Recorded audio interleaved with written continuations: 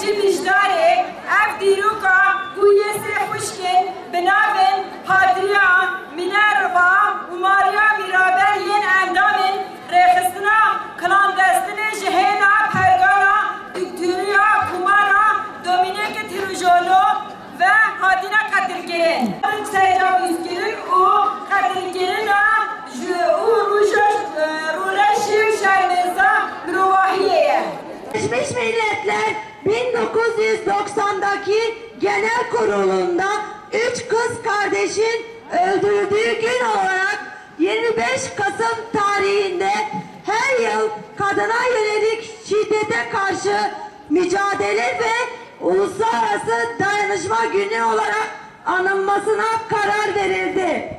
Ya da değiştirilmiş yasal düzenlemelerde kendini göstermektedir. Eğitim, sağlık, sosyal hayat, politik temsiliyet başta olmak üzere hemen her alanda cinsiyetçi uygulamaları görmekteyiz. Bu uygulama karşısında kadının uğradığı haksızlık ve şiddetin boyutları her geçen gün artmaktadır.